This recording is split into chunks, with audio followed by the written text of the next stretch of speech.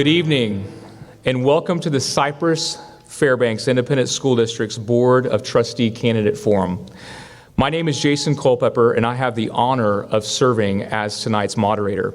I'm publisher for Community Impact Newspaper, the Houston area's most read and largest circulated newspaper. I'm a proud graduate of Jersey Village High School, as well as currently serving as a trustee for the Cy-Fair Educational Foundation, and I'm thrilled to serve on stage tonight alongside these leaders.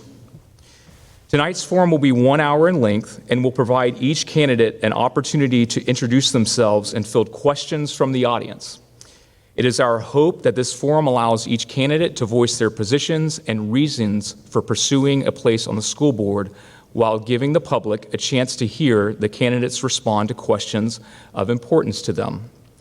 Tonight's forum is currently being broadcast live over Comcast Channel 16, along with the district website at www.cfisd.net. Tonight's process will be conducted as follows. The candidates will be given 2 minutes to introduce themselves and share information that they feel the community should know about their candidacy. Once we begin the question and answer portion of the forum, each candidate will have 1 minute to answer each question. Time will be kept by Holly Reichert, Secretary to the Superintendent, as well as Secretary to the Board of Trustees. You will notice the timer in front of the tables.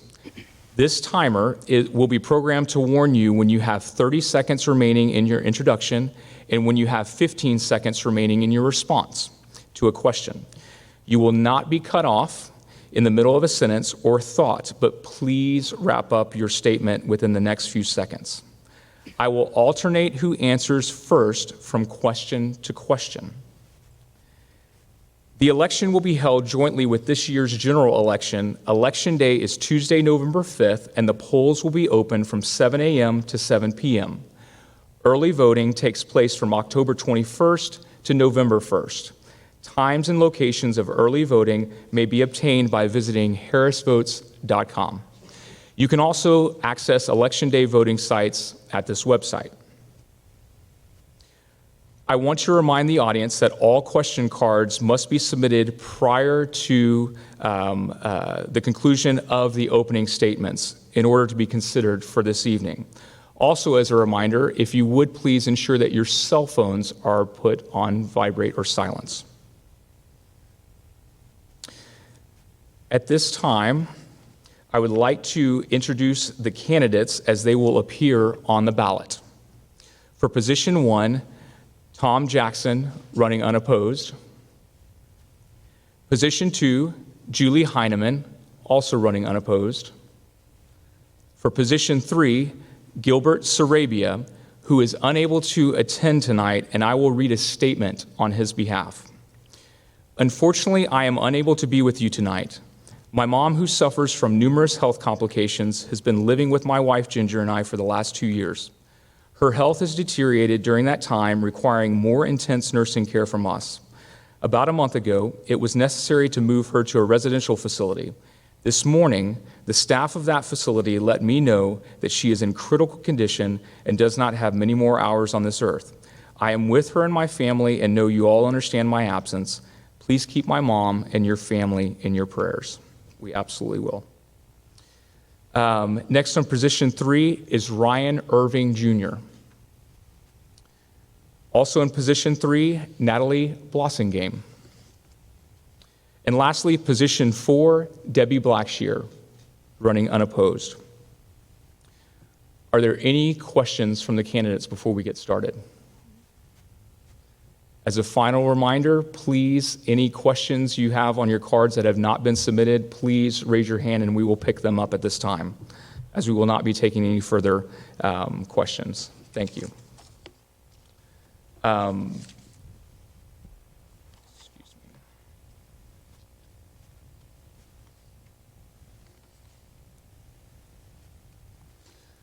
So at this point, we will start with Tom Jackson for your opening statements.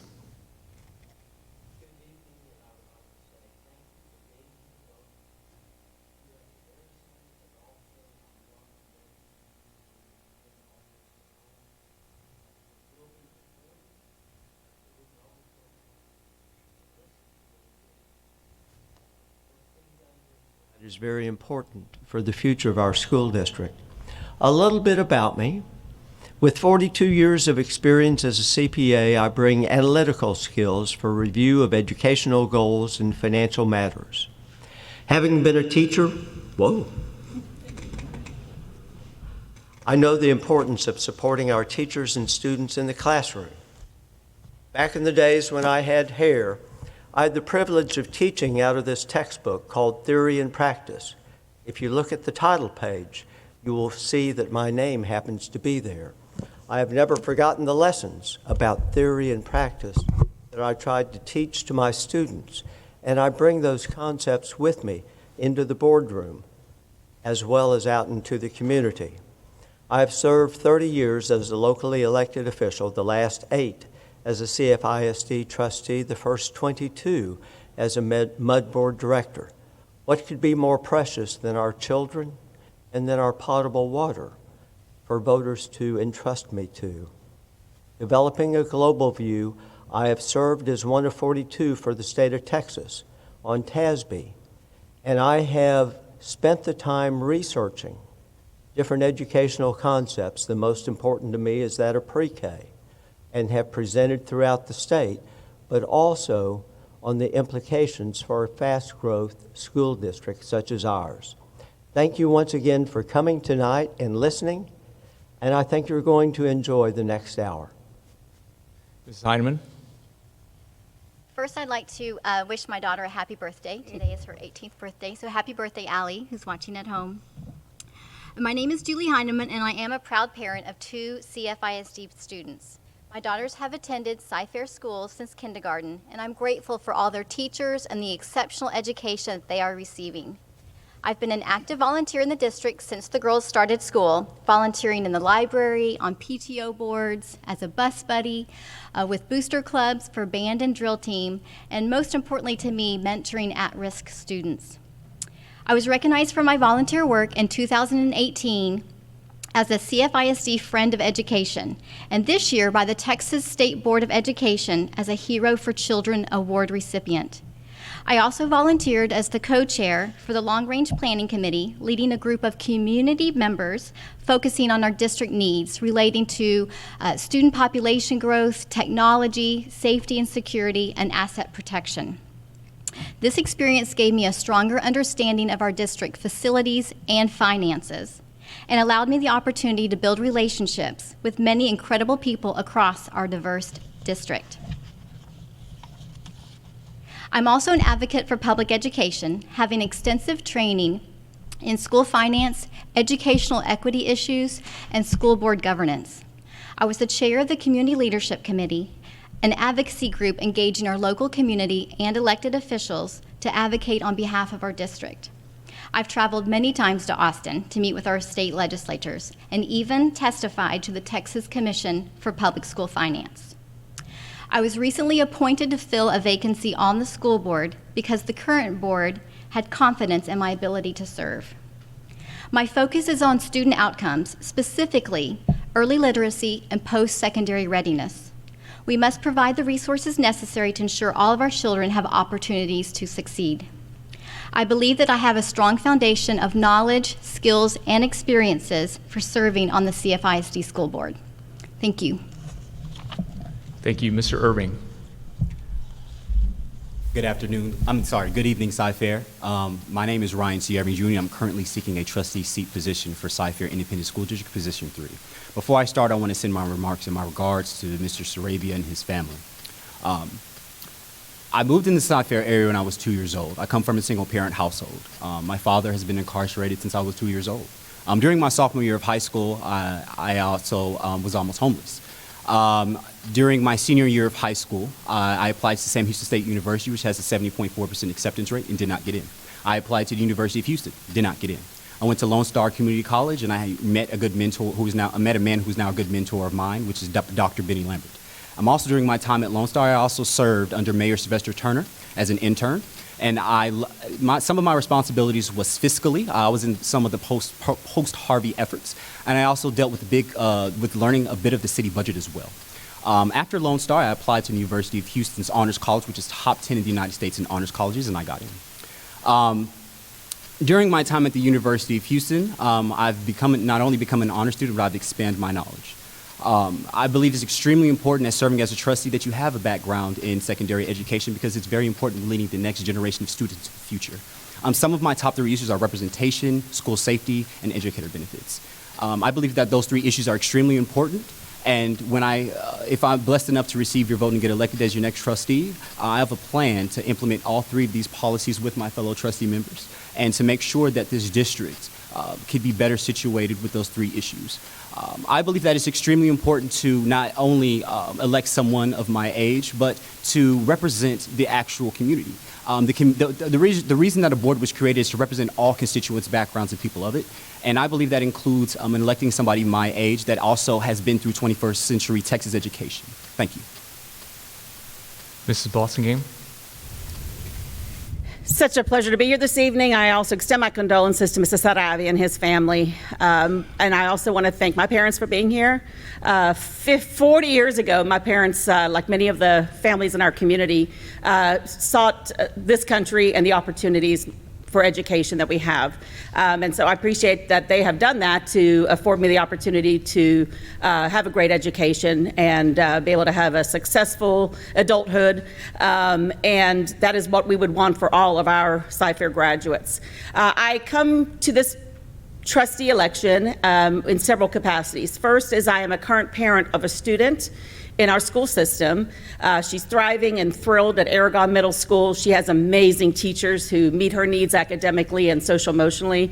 And so I come with a cup full, pleased with the way my child's own education is going. But I also see that the landscape for education is a shifting one, and our demographics are shifting. And so we also need to continue to look forward for innovations and ideas that keep us on the front edge, the strongest and the premier district in the area. To that end, I bring experience as an educator. I have worked in urban education, in elementary, middle, and high school for 27 years, having on the front lines understanding and working towards educational equity and excellence as a school principal, a teacher, a district leader. And so the role of the board is obviously different in a governance role, but having an understanding of how the components come together, what allows a teacher to be successful, what allows a school leader to be successful, I think can bring an important voice to the board.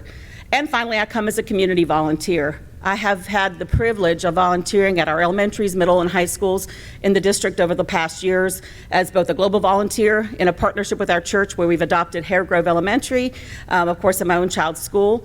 And with that, I get to see all the future and the promise and all the really promising practices we have out there and all the great people who work in our system. And so I seek this opportunity to serve them. What I represent for our school district or for what I put as a slate is I represent excellence, safety, voice, and yes, choice for families in Cy-Fair. And I would just like to give a greeting to families in Spanish. Gracias a los que están participando en este proceso. Su voz es importante y sus niños son importantes. Gracias. Thank you. Ms. Blackshear. Good evening. I'm Debbie Blackshear. And 41 years ago, this past Sunday, my husband and I moved to Cypress from the Houston Heights area to raise our family, largely due to the quality of education that Cy-Fair ISD was noted for. We have 2 sons who went through Lambkin, Arnold, and Cy-Fair High School. We're successful graduates and are now successful citizens in our Cy-Fair community. And I have 5 beautiful grandchildren who attend Cy-Fair ISD as well. I worked for Cy-Fair Federal Credit Union for 28 and a half years, the last 18 and a half as president, and feel like my experience there leading the credit union through a major growth time has qualified me for this position. As a president of the credit union, we were very active in the community, and I volunteered in various roles with the school district, leading the district through the 2014 bond election, as well as serving on the Cy-Fair Educational Foundation for the past 26 years and the Cy-Hope Board of Directors for the past 11 years. I love this community. I love this school district. I've enjoyed serving these past 4 years.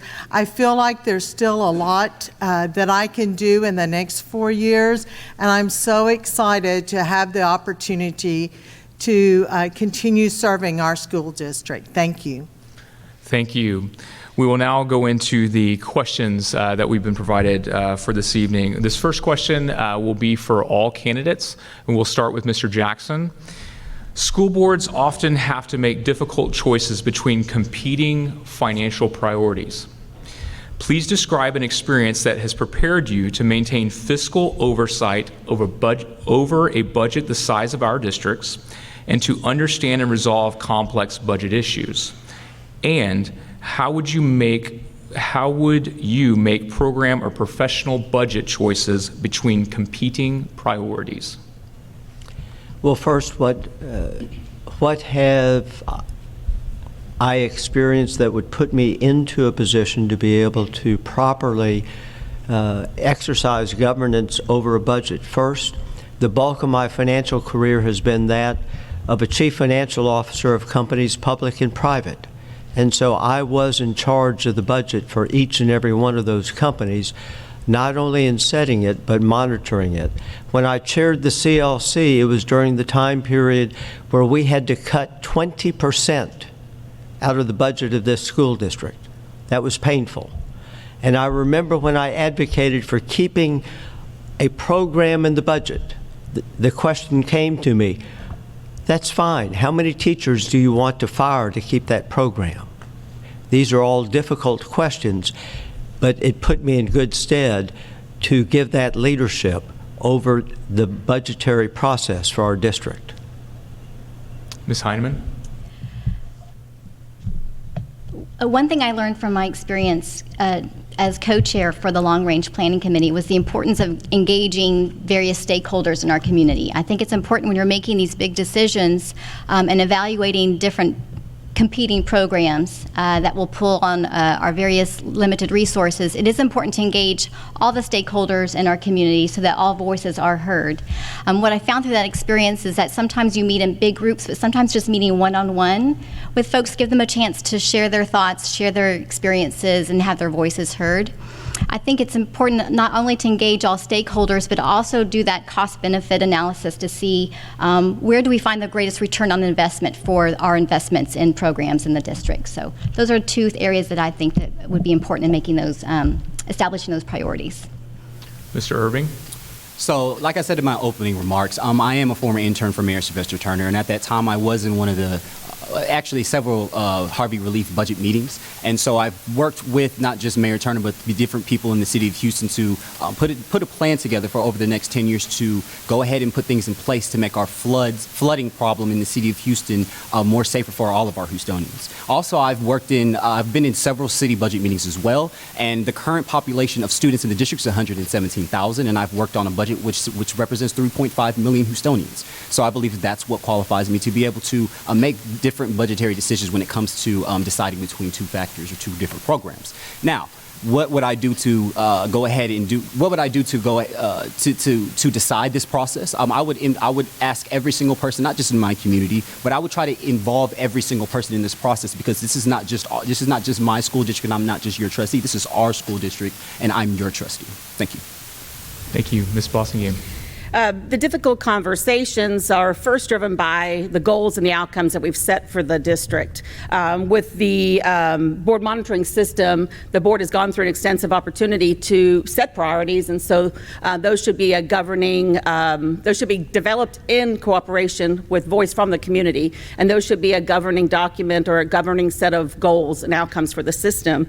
And as far as my skills in fiscal oversight, I have had the opportunity to run a school district, a school budget, and also support and participate in the process developing a budget at a school system level. But more importantly, I also can understand when I've seen those decisions made, how that impacted me as a teacher in my classroom, how that impacted me as a school leader, and how that was critical to the ability to effectively meet our goals. And so I also have had some formal training recently. I did a certificate in education or school finance through Georgetown University in order to be able to have sound principles and understanding, but also to be able to learn more about processes and different ways that different systems across the nation are addressing shorter funds, but needs to really address equity and excellence. And so again, all fiscal decisions should be driven by the goals of excellence, safety, voice, and choice. Thank you. Ms. Blackshear? Well, while at the credit union back in 2001 and 2008, when we experienced economic downturns, although they didn't affect my credit union directly, it did affect our members, and as such, we had to make some tough decisions at that time and prioritize. Along with Mr. Jackson, I served on the CLC at that same time, and later on when we were having tough times with the Texas legislature and they were cutting, and it was a trickle-down effect, and we had to help the school district prioritize and make those decisions based on what was best for our students and for our school district going forward. Thank you. This next question will be directed to position 3 candidates. We'll start with Ms. Blossomgame. Being a board member involves being part of a team. What experience do you have as part of a team that would relate to this position?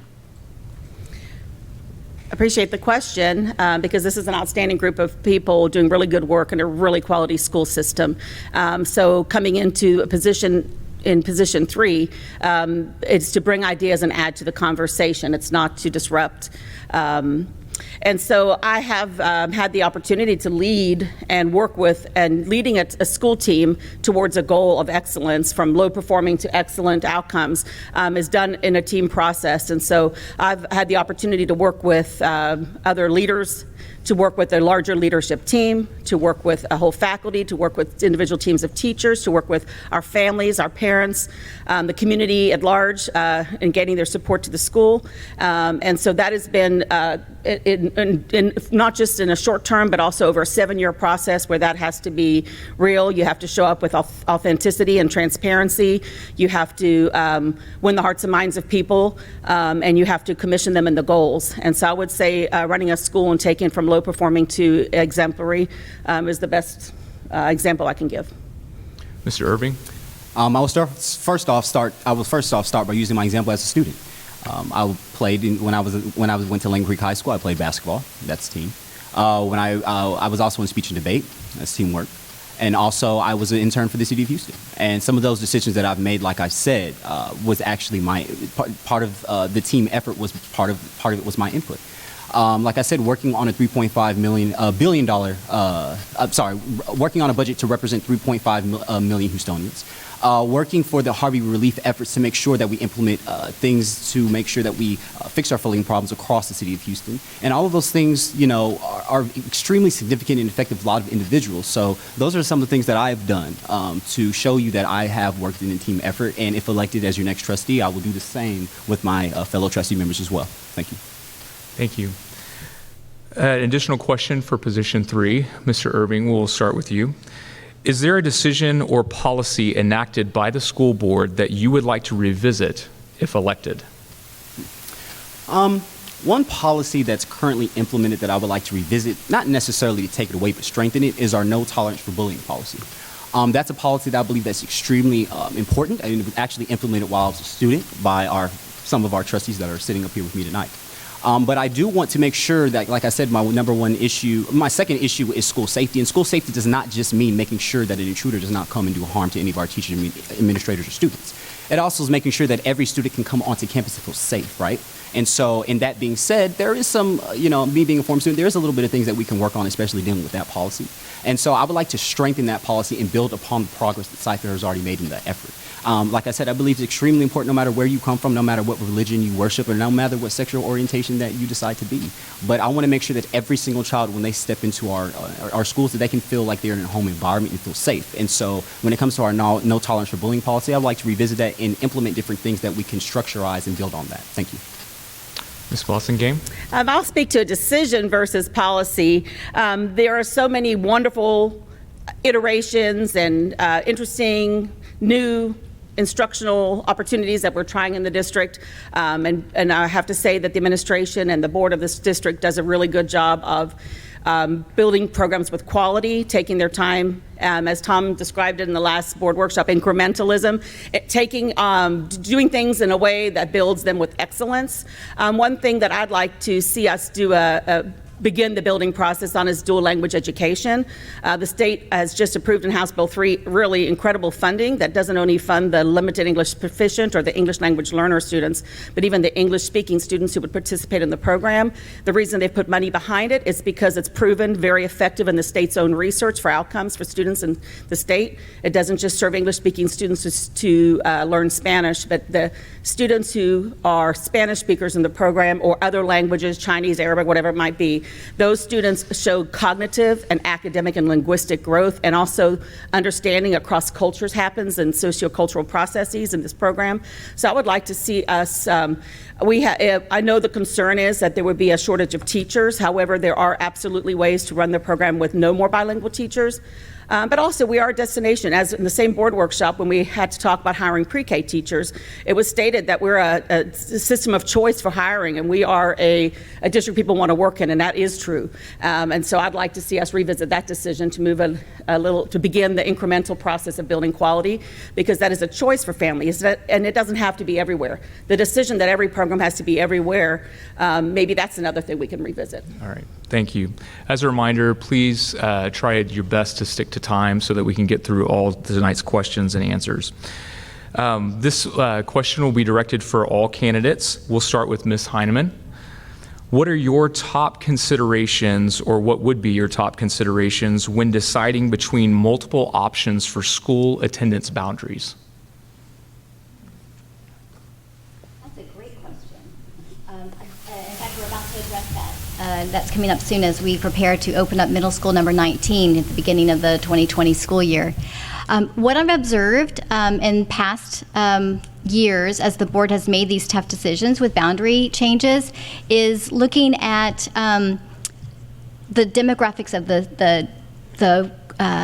of residents. Keeping neighborhoods together, I think, is very important. Look at so that kids are growing up together, continue to attend the same schools.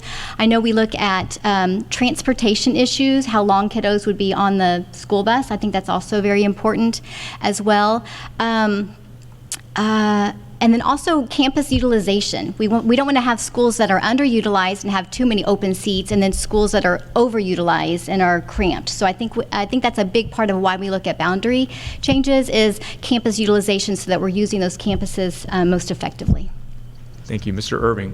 My top priority when it comes to boundaries, to make sure that when we do and address this issue, to make sure that there's not too many children in one classroom. To make sure, like Ms. Heineman said, to make sure that all of our children are dispersed equally throughout our schools. I remember when I was at Langman Creek that I had a classroom that was 35, that had 35 students in it, and that's not okay. Because in a classroom, you probably have about 3 or 4 students that are ESL. You have another about 4 students that are slightly dyslexic, and then you have another 7 to 10 students that just don't understand the subject.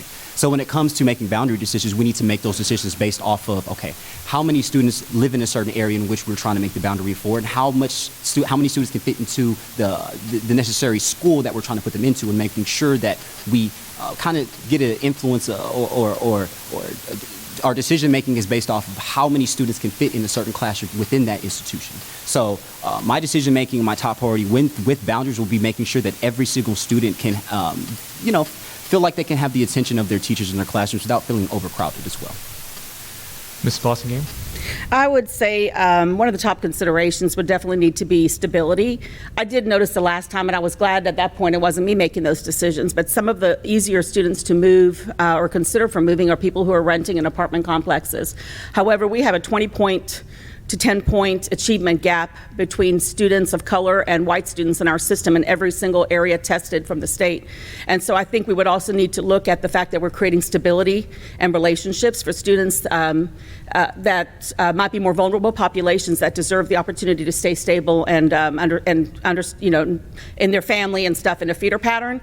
I also think looking at those considerations early enough to where families, we have such amazing school spirit in our system. We have people who love their their school, making sure that the family doesn't bond with the high school before they would have to make a change, to look ahead for those. And then also for space utilization, I think if we offer a few programs of choice in the system, and we offer those in schools where we do have a space utilization issue that we could maximize, that may be something that could alleviate some areas and be great use of the space without having to disrupt families and their school zones.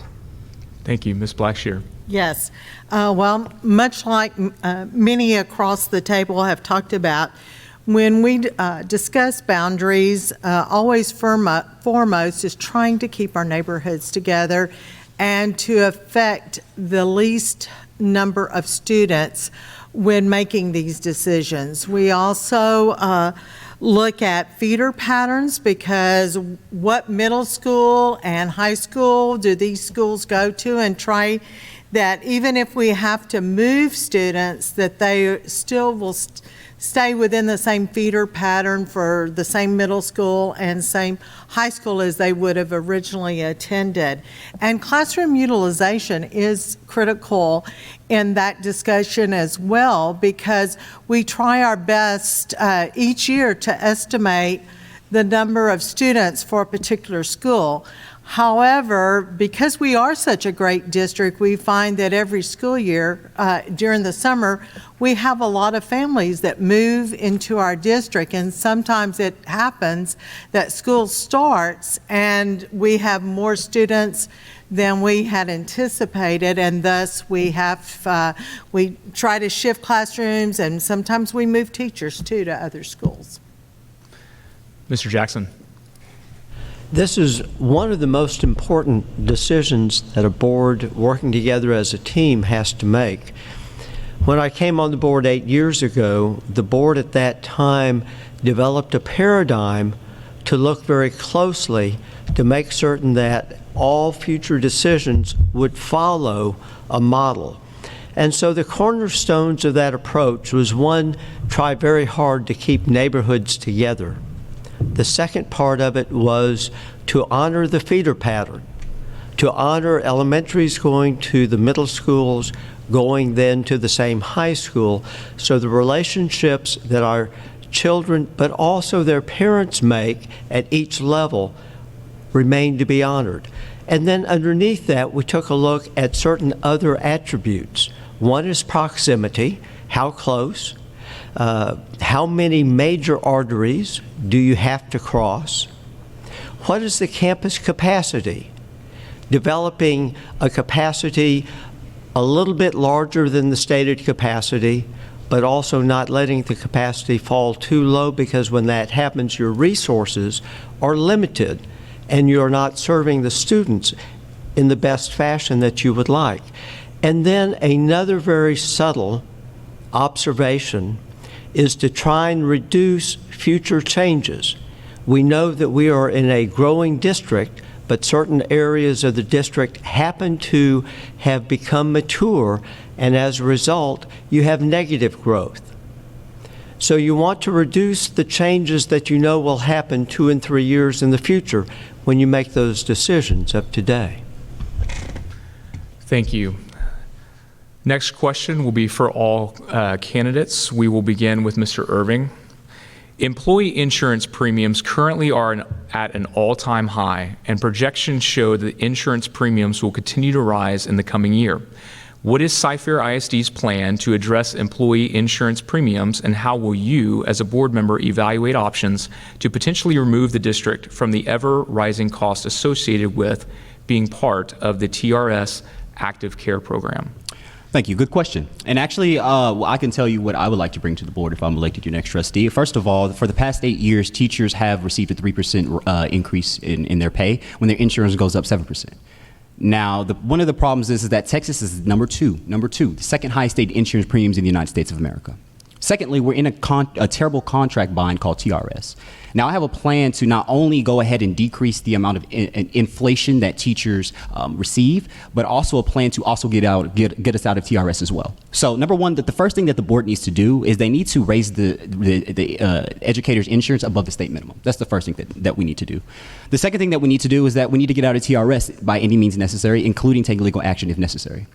The third thing that we should do is we should hold our elected officials more accountable. I believe that insurance just in the state is too high for teachers and for everyone. And one thing that we can do is we can put the same plan that we used for HB3, which took students, administrators, and trustees across the state, went to Austin and they lobbied for that bill to be passed during this past legislative session, and it passed. And if we can use that same formula and implement that when it comes to the educator insurance and insurance just across the state in general, I believe that we will be successful.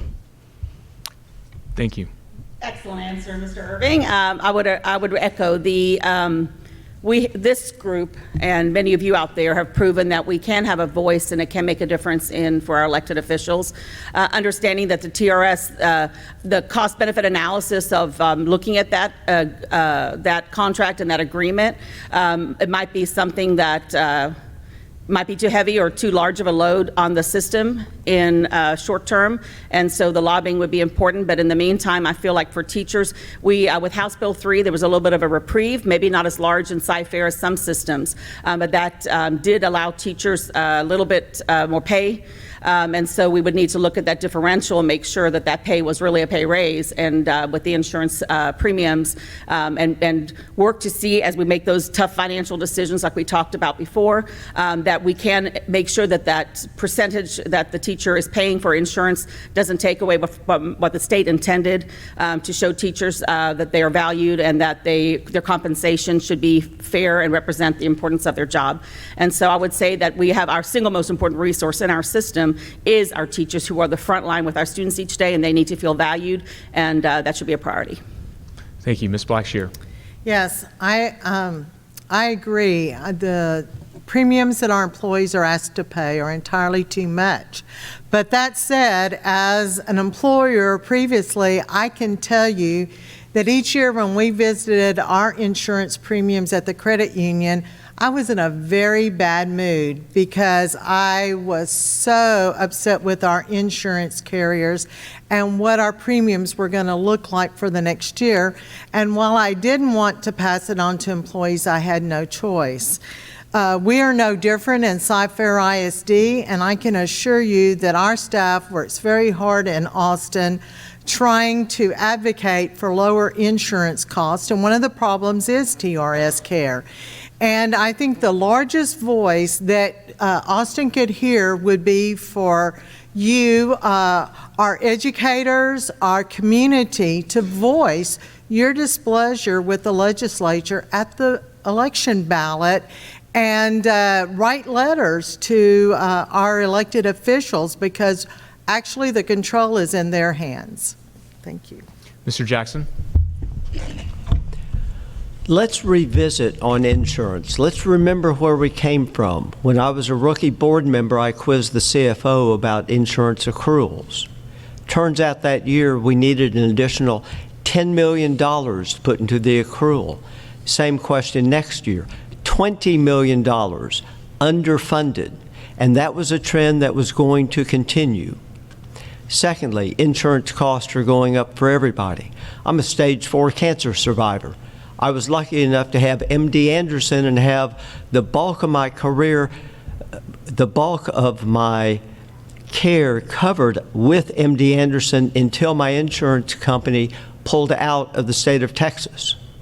United Healthcare just announced they will drop the Methodist system from their insurance policy. All of that are ways that you can reduce the insurance premium, but I know if I didn't have MD Anderson, I would not be alive today. Some things cost, and yes, the cost of insurance is very high here in the state of Texas, but that is not an issue that a school board member can resolve. And let's remember something else. We have an $80 million penalty assessed against this district because we have the optional homestead exemption without offsetting industrial tax base. We also adopted a $27 million deficit budget for the coming year.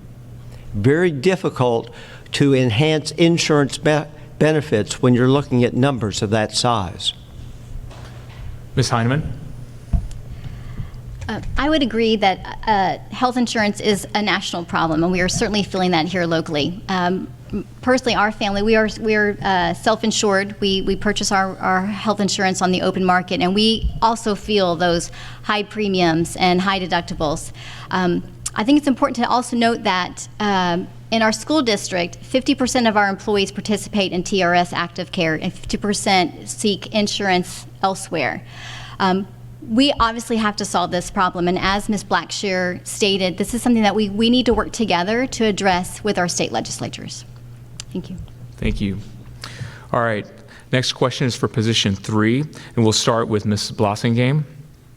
When and why did you decide to run for the board, and what do you have that your opponents do not? When and why? The when would be, I would say it's 5 years ago. The why is I feel called to do that, to serve in this capacity. It's not my first, first idea of fun, and it's definitely it cuts into your leisure time. But it's critical that we are. It's critical for our community that we are educating our students well. It is especially out here where we joke about the president of the Chamber of Commerce and the superintendent being our government. It's critical that we absolutely meet the need of students. And so my when and why I've answered. And what do I have? I have passion. I have passion for students and people. I love students and people. I have experience serving students and people. And I also have a calling. I believe that I have ideas that I'd like to bring that are important to the fiber of our school system. I also bring the very fresh perspective of a 13-year-old student in our system, where I know day to day right now the decisions that we're making, how it's impacting safety, motivation, college and career readiness, literacy, and those are what I bring that are different than the opponents I have in position 3. Thank you. Mr. Irving. I decided I was going to run for school board probably around last spring break. And why am I running? Well, I'm running to give back to those that have once gave to me. I always say public education saved my life. Some of my former administrators actually asked me to run because they would like to see a change. They would like to see a new voice on the board, and they would also like to see a new face. What do I have that my other opponents don't have? My youth. Not only, it's not the perspective of a student. I am that student. And not only was I that student, but I'm a student who's went through 21st century education. I believe that's extremely important. Some of the educational aspects have changed vastly from just decade to decade, especially from century to century. And I believe that you would like, not just that you would like, but that you need somebody on that board when it comes to making educational decisions in the classroom, that's somebody that not only was in the classroom, but can advocate for others and has seen others active in a classroom as well. And I know the educational different policies that the board has passed for the last 15 years, I've actually am the only candidate that has felt the effects of them. So I can tell you what does work, and I can tell you what doesn't work when it comes to a classroom environment. Thank you. All right, another all-candidate question, and we will begin with Mrs. Blossingame.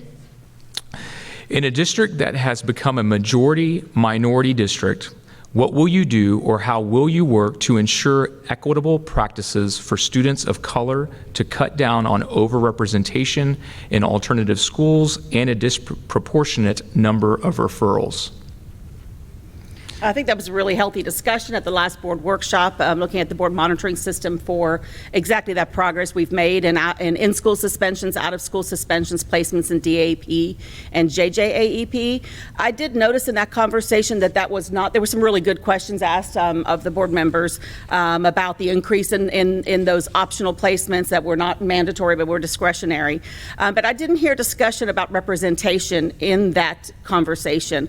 The question I kept asking is ask it. And I know that's one of those that maybe it was asked in the background, and I know that there would be reports coming in the monitoring system. However, I think that the same achievement gap that exists is exacerbated by this overrepresentation of students of color in the disciplinary process. And so I think the district's on a very positive path with PBIS. PBIS has at its heart positive ways to engage the whole community in building and supporting other students and everyone to success. I do think that we list maybe tokenly some restorative practices, but I'd like us to see where it's not working for students, where the students are still struggling, what else we can do to do that in a culturally relevant way. And I think that we just have to hold ourselves accountable to the data, and that indeed that we will have less representation, not overrepresent any longer. And I think we should also attach that to the academic needs of students, because oftentimes behavior, when you mention, kids in a classroom with dyslexia, do you know that the Texas prison population is 47% dyslexic? And most of them, there's a way larger percentage who actually struggle in the literacy area. So lots of times behaviors are a mask for other concerns academically. Thank you. Ms. Blackshear. Yes. Since I've been on the board, we have seen data that demonstrates that PBIS is working in our schools. Our numbers are coming down as far as the number of students referred for expulsion and other types of events. We do also see that we are keeping our students in the classroom longer so that they're not missing class for behavior, and we are finding those alternative ways to help our students deal with anger. Just a couple weeks ago, I visited an elementary school that has a new program called Selective Emotional Learning, where they are teaching students at a young age how to deal with anger issues and other emotional issues. And I see this as a means of down the road, as children enter middle school and high school, that we will see fewer behavioral problems. Thank you. Mr. Jackson. This is always foremost in the mind of any trustee. And I would remind the viewing audience that I did, in fact, ask that question of admin as they were making the presentation. And I requested them to review the data that they had by all sub-pops, but also by gender. And they'll be reporting back to us. So we do review the information and stay on top of it. The board does have a considered policy in moving ahead on this. Dr. John Ogletree took the lead on it, and he set up in the board monitoring system a target of reducing out-of-class suspension by 50%. On the theory, which I believe is accurate, that when the student's in the classroom, they have a greater opportunity to learn than when they don't happen to be in the classroom. The PBIS system does work. We do have restorative practices that are not token. They are real. And I applaud our teachers as well as our principals for using those restorative practices. Thank you, Ms. Heineman. I appreciate the question. The fact that the board has built this issue into our annual goals is significant, because what is measured is what's monitored, and what's monitored and measured is what is valued by not just the Board of Trustees, but everyone in our community. So this is an important issue for us.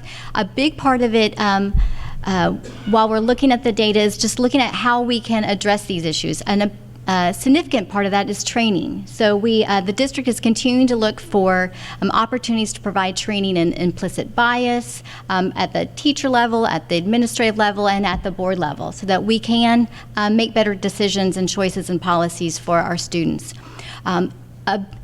I think it's significant that we are looking at tools like PBIS to provide positive reinforcement and early intervention before children get to the point where there are negative consequences for their behavior. Thank you. Mr. Irving. Well, I think we're thinking about this all the wrong way. And I personally, just from my experience, I don't think PBIS is that effective. We need to talk about the student prison to pipeline ratio, first of all. Students of color get harsher punishments in schools than students that are not of color, first of all. Second of all, we need to talk about at-risk students. Now, every single student that misbehaves or does not, or has a behavioral issue, doesn't mean that they're a terrible student. Sometimes it means that it's a cry for help, and I was one of them. And I think it's extremely important to make sure that we don't just continually over punishing a student until let's look and examine that student's home life. Let's look and examine why is the student acting out, because like I said before, sometimes it's a cry for help. And I'm very thankful and fortunate by a man named Mr. Holloway, who is the CEO of Pace Youth. During this summer, he helped get Indicator 14 added to the Texas Education at Risk list. And what basically this is, he helped Senator Boris Miles of District 13 get that bill passed through the Senate. And not only that, but it helped students that are just like me who had an incarcerated parent. And I believe students that have an incarcerated parent should be added to the at-risk list. Thank you. Well, congratulations. We have made it to the end of the questions. At this time, we want each of you to have your closing remarks. You will each have 2 minutes, and we will go in reverse order. So that means you, Ms. Blackshear. Thank you. You know, there's a saying, people don't care how much you know until they know how much you care. And I have demonstrated that sentiment by my service to this community and to the school district. My passion is kids and education. I am very pleased that I will be able to serve the students, the administrators, the staff, the taxpayers in this community for another 4 years. Although I don't have an opponent on the ballot, I still ask for your vote on November the 5th. Thank you for this opportunity. Ms. Bossingame? I think the voters of Cy-Fair and the students of Cy-Fair have a great future ahead because there's so many quality candidates on this stage, passionate about seeing our system, our students succeed. And I would appreciate your vote on November 5th, bringing a voice of experience, the voice of a current parent in our system, bringing some insight from educational experiences. I will ask for your support on the election day, remembering that I am someone who's looking to bring excellence for all, including closing the achievement gap, understanding that safety is critical. It's first and foremost in the minds of our students every day, given their social media life, making sure that they are engaged in that. I do believe that's critical that we do engage all of our citizens, like you, fine citizens today here listening, to have a voice in our system. And I think that if we listen to the few families that are not finding what they need in our system yet, and we offer them some choice, that we can make sure we are the best choice for every family in CFISD. Thank you for your time tonight. First of all, I want to start by thanking everyone for this opportunity. I want to thank for those who asked me to run. I plan to not only be your next leader in your community, not only your next trustee, but I want to be your next champion. I want to lead the next generation of students to success into the future. And I hope you join me in this effort. What I need you to, each and every one of you to do, I need you to please go to RyanIrvingforCFISD.com. Click on the link that says Pledge to Vote and help me in this effort. I can't think of a better way to serve those that have once saved me. Public education saved my life.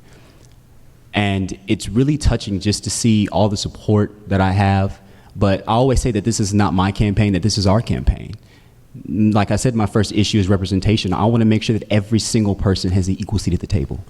I said my second issue was school safety. I want to make sure that, that $1.76 billion bond that got passed in May by 70.4% of the constituents in Cy-Fair, I want to make sure that that $207.7 million of that bond that is going towards campus safety and security is being spent efficiently and equitably. And my last issue, educator benefits, I recently spoke to you that I want to help lower insurance for teachers. Teachers are the foundation of our society. And frankly, I don't believe they're treated, I believe that they should be treated better.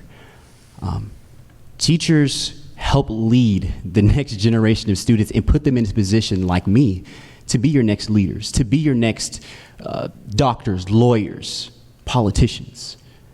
And I think it's extremely important that not just me, but I want to bring all of the younger champions in our community that currently do not have a voice, and I would like to give them one. So I want to start by thanking TSTA. I want to thank Randy Johnson, Donna Lord, and Sakina Bradford. I also want to thank my mother and my best friend, Evan Schumar, sitting in the audience. And I want to thank each and every one of you for coming along with me on this journey. So I need you on November 5th to elect me, Ryan C. Irving Jr., as your next trustee and your next champion in this Cy-Fair community. Thank you, God bless you, and may God bless Cy-Fair. In my opening statement, I said that I have a strong foundation of knowledge, skills, and experiences that have prepared me for serving as a CFISD trustee. I also have a heart for students and for public schools who open their door to all kids, who teach all kids no matter their background, their test scores, or what the preconceived expectations may be. In Cy-Fair, we believe that all kids have the right and deserve an exceptional education so they can reach their full potential. For many of our students, school is a place not just to learn math or science or social studies, but it's to learn the social and emotional skills to help them be productive citizens. It's where our teachers believe in you and help you to believe in yourself. It's where our kids learn to work with others to solve problems, personal, local, and global. For some students, school is a safe place to feel loved and protected and to believe that you have a future. And that's what school was for me when I was growing up. I think that's why I'm so passionate about public education and feel so strongly about advocating for our public schools. As a taxpayer, I want to ensure that we continue to hold high standards for financial accountability and transparency, that we maintain low administrative cost ratios, and we focus our resources where they have the greatest value, which is our classrooms. I believe that our school board trustees should reflect the vision and values of the community, and I believe that I do. I'll work to ensure that we allocate resources with a sharp focus on student achievement while being fiscally responsible.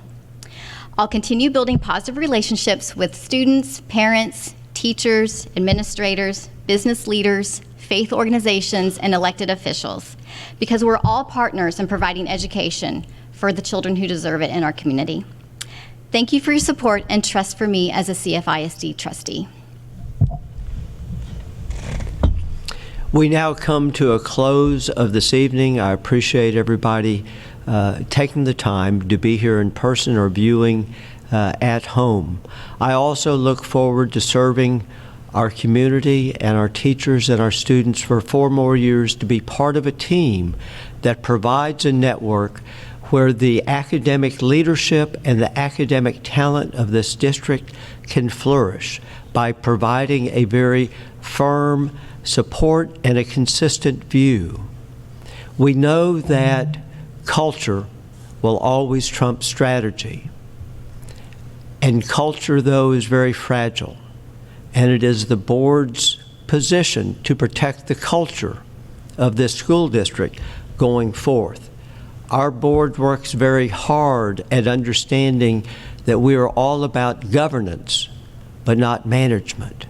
I look forward to entertaining novel and different ideas as we go forth, which is something that this district is known for.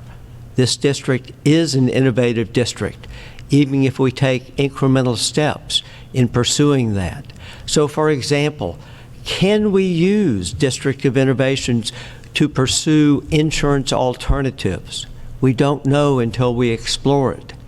Can we take the bonus for graduation and turn it into a feeder system for potential scholarships? We don't know until we take a look at it. What can we do to increase the number of gifted and talented children and increase the identification, but also their nurturing? What can we do to take our students who are almost there, almost ready for college, and provide their parents and those students diagnostic skills and a pathway to improve their future outcome? Thank you to the community for entrusting me with your children. It is the most highest honor that you can give. I remain your humble servant. Thank you. Thank you.